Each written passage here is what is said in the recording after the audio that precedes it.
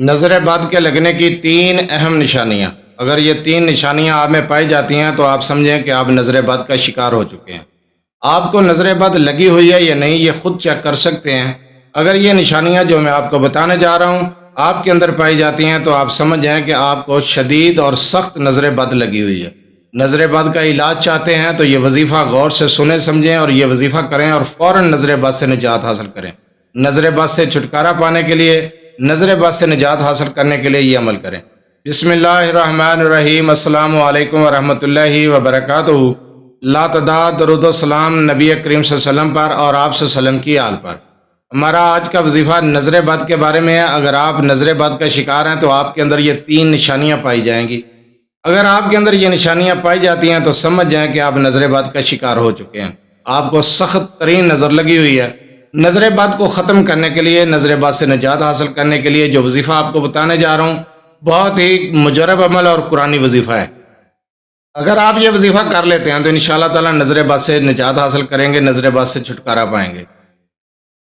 نظر بد کی ویسے تو بہت ساری نشانیاں ہیں لیکن تین خاص نشانیاں ہیں۔ اگر یہ نشانیاں آپ کے اندر پائی جاتی ہیں تو سمجھ جائیں کہ آپ کو نظر بد ہے۔ پہلی نشانی، کثرت کے ساتھ پیٹ کے اندر گیس کا بننا، گولا بن کے ہر وقت گھومتے رہنا، ہر وقت پیٹ کے اندر گیس کا رہنا، یہ نظر بد کی نشانی ہے۔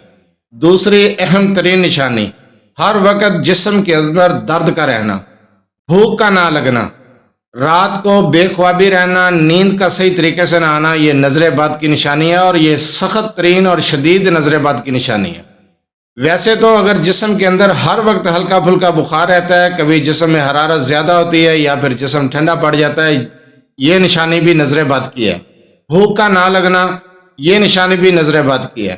نظر بد کی بہت ساری نشانیاں ہیں لیکن یہ خاص تین نشانیاں ہیں کہ اگر پیٹ کے اندر گیس بنتا ہے، ہر وقت گیس کا گولا بنا رہتا ہے، پیٹ کے اندر گیس گھومتا رہتا ہے تو یہ نظر بد کی نشانی ہے۔ جسم کے اندر ہر وقت درد رہتا ہے تو یہ بھی نظر بد کی نشانی ہے۔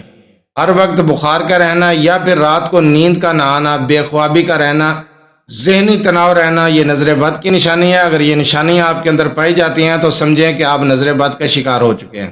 اب نظر بد کا جو علاج میں آپ کو بتانے جا رہا ہوں یہ قرآنی عمل ہے، قرآنی وظیفہ ہے۔ اگر یہ آپ عمل کر لیتے ہیں، یہ وظیفہ کر لیتے ہیں تو انشاءاللہ تعالی نظر بد سے نجات حاصل کریں گے۔ نظر بد صرف انسان کو نہیں لگتی، اس کے کاروبار کو بھی لگ جاتی ہے، مال و دولت کو بھی لگ جاتی ہے، گھر میں بچوں کو بھی لگ جاتی ہے۔ نظر بد کسی بھی ٹائم کسی کو بھی لگ سکتی ہے۔ ماں کی نظر اپنے بچے کو بھی لگ جاتی ہے۔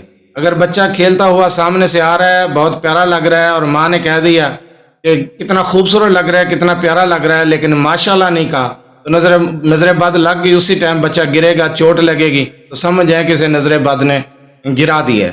نظر بد وہ چیز ہے، نبی کریم صلی اللہ علیہ وسلم کا فرمانے والی شان ہے کہ نظر بد اونٹ کو ہانڈی تک اور جوان کو قبر تک لے جاتی ہے۔ نظر بد سے نجات حاصل کرنے کے لیے میں آپ کو قرآنی وظیفہ بتانے جا رہا ہوں۔ اگر آپ کے کاروبار کو نظر لگی ہوئی ہے، آپ کا کاروبار اچھا خاصا چل رہا ہے، چلتا ہوا کاروبار ٹھپ ہو گیا ہے، آپ کو تجربہ بھی ہے کاروبار چلانے کا لیکن ٹھپ ہو گیا تو سمجھیں یا تو کسی نے جادو ٹونا کیا ہے یا حسد کی وجہ سے یا نظر بد کی وجہ سے آپ کا کاروبار ٹھپ ہو گیا ہے۔ آپ پیسوں کی گنتی کر رہے ہیں، کوئی دوست احباب پاس بیٹھا ہے، کوئی رشتہ دار پاس بیٹھا ہے، اس نے ماشاءاللہ نہیں کہا اور کہا بڑے پیسے کما رہے ہیں، ابھی بڑے پیسے گن رہے ہیں، بس نظر بد ہوگی۔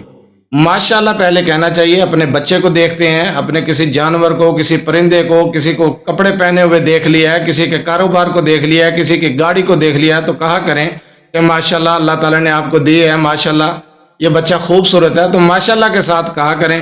لیکن اس طرح ہوتا نہیں ہے، نظر بد ہو جاتی ہے اور بہت زیادہ سخت نظر بد ہوتی ہے جس کا علاج عام بندے کو پتہ ہی نہیں ہوتا۔ تو لہٰذا میں جو آپ کو وظیفہ بتانے جا رہا ہوں اگر آپ غور سے سنتے ہیں، سمجھتے ہیں تو انشاءاللہ تعالی نظر بد کا علاج آپ خود کر سکتے ہیں۔ یہ سورہ فلق کا وظیفہ ہے۔ آپ نے سورہ فلق کا عمل کرنا ہے، ہر فرض نماز کے بعد 7 مرتبہ پڑھ کے خود پر دم کرنا ہے اور سورہ فلق کو اپنے کاروبار والی جگہ پر چلانا ہے بلند آواز سے، جو آپ تک، آپ کے کانوں تک پہنچے، دوسروں کے کانوں تک بھی پہنچے۔ اسے سورہ فلق کو اپنے کاروبار والی جگہ پر چلائیں۔ سورہ فلق کو جو ہے بعد از نماز عشاء 101 مرتبہ پڑھیں، اپنے گھر پر دم کریں، کاروبار والی جگہ پر پڑھیں اور خود پر بھی دم کریں۔ اب سورہ فلق کو کبھی ترجمے کے ساتھ پڑھ کے دیکھیں تو انشاءاللہ تعالیٰ آپ کو سمجھ آ جائے گی کہ سورہ فلق کے کیا اثرات ہیں اور سورہ فلق میں اللہ تعالیٰ نے کیا کہا ہے۔ اب یہ اللہ تعالیٰ نے قرآن کریم کی ایک سورہ مبارکہ اتاری ہے تو یہ ہمارے لیے ہی ہے. آپ سورہ فلق کا یہ عمل کریں. بسم اللہ الرحمن الرحیم کے ساتھ اس کو شروع کریں اور پڑھنا ہے قل اعوذ برب الفلق. اب اس کا ترجمہ بھی غور سے سنیں، آپ کو سمجھ آ جائے گا. قل اعوذ برب الفلق کا ترجمہ ہے کہہ دیجئے کہ میں پناہ مانگتا ہوں صبح کے رب کی. اب دیکھیں اللہ کی پناہ میں ہم آ رہے ہیں.